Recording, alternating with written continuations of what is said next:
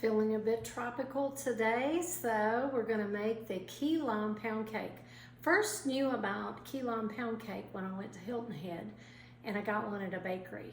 Well, I knew how to make pound cake, but I fell in love with the key lime pound cake. So I practiced on several different iterations of this recipe. This is what I came up with and we love it. So the first thing that I did is put 3 cups of flour, ½ teaspoon of baking powder. I used the zest right here of the limes. We're going to talk about how you do that in a minute while I am mixing everything up. You're going to need lime juice and also the zest. Okay, so I've got that in a separate bowl. So I've got 3 cups of sugar. I have softened, not melted, my butter here, and it's 3 sticks of butter, or 1.5 cups. And then I'm going to put the 3 cups of sugar in with it. Now, a couple of things I want to show you is I used a zester right here to get the outside green part of the lime off, and I kept it in a separate little container here. If you don't want to get a big zester like this, many of your food processors will chop it pretty fine, but I think the zester really works the best, and you can get some cheap ones several different places. The other thing that I did is, if you can buy lime juice that doesn't already have sugar in it, that's really hard. But if you don't, you just cut your limes in half, put them in here, squeeze, and you'll get your lime juice. So that's some prep that I already did before we started this recipe.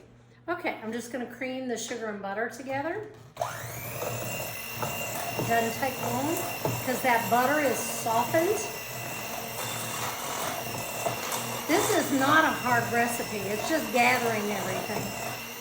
And there may be a couple of things you would have to order, but I promise you, you will use them over and over again. It's not like one of those spices you pay $11 for and you use 1/4 teaspoon and never use it in another recipe again. Okay, so the next thing we're gonna do is we're gonna put these 6 eggs in.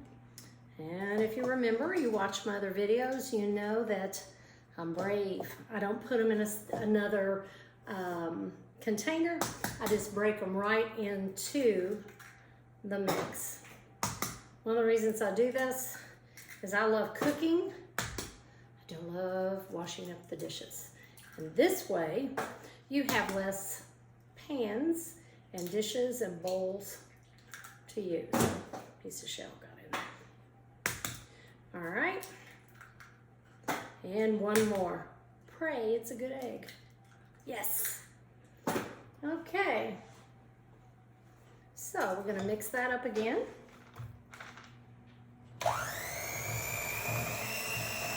I'm telling you, this pound cake is amazing.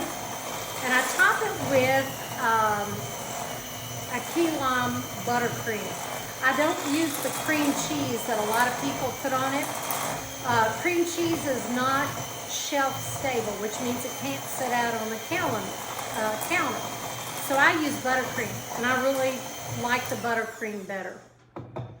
Okay, so the next thing we're going to do is we're going to add some of our spices. We need 2 teaspoons of vanilla.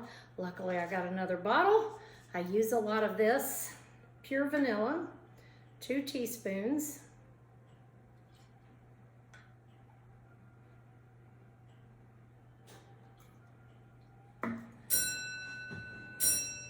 I'm going to use a tablespoon of key lime.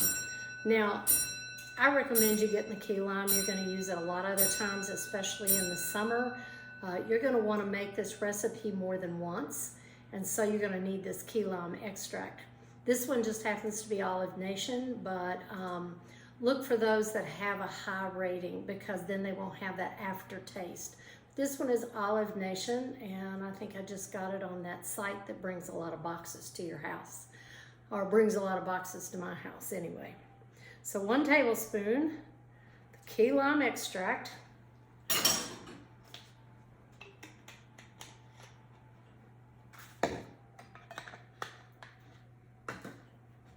Gonna mix that in.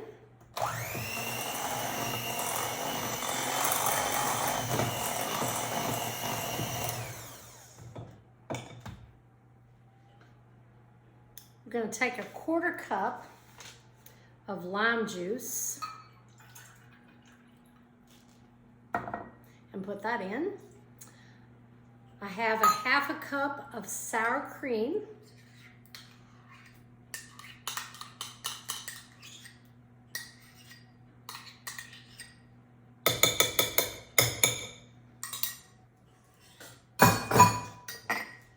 And a 1/2 cup of buttermilk.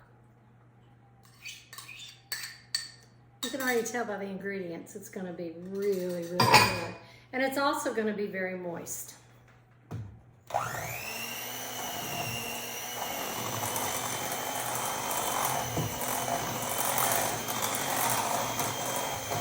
One thing about these cakes is they freeze really well. You can even put the buttercream on them and freeze them as long as you seal them up in a closed container in your freezer. You can make these up to a week ahead of time. And I recommend doing that because whenever you freeze a muffin or a cake, it only seems to get more moist. So I try to make these at least a day ahead of time. Okay, so what I've already done is I prepared these little pans. They are like the little mini loaf pans, and I just spray them with or butter Pam. I don't put the baking spray in. And I'll tell you why. The baking spray sometimes leaves clumps on the bottom, and then these don't come out very well. They are so moist anyway, they'll pop right out of these pans. Okay, now those ingredients that I started with, that was the flour, the baking powder, the salt, and the zest. It is all going in here now. You're going to see how thick this batter is, and it is really a dense, moist pound cake. Now I'm just going to mix this up. I turn on the oven to 325, and these demonstrations are not meant to give you all the ingredients. Well, they're meant to give you the ingredients if you can write fast. But tips and tricks are shown on these videos. But if you want the recipe and you'd like to print it out, just go to Kentucky Spirited Chef. You can Google me, or you can go to my Facebook page, Kentucky Spirited Chef, and I will have these recipes with the final product on it, and you're gonna love it.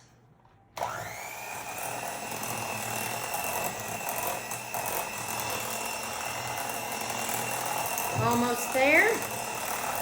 It's so thick it takes a little while to get the flour all mixed in with the other ingredients. You can see the little flecks of lime zest in there. That gives it its more intense flavor, along with the extract and the juice. All right. Now, all I will have to do is just, I like to kind of spoon it in rather than pouring it in. It's really thick. So you'll just spoon it in the pans.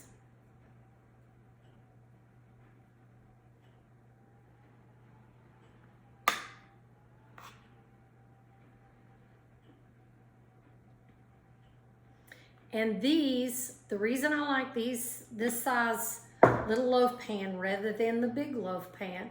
If you've ever made anything like banana bread, you know these are much more moist than if you put them in the big loaf pans.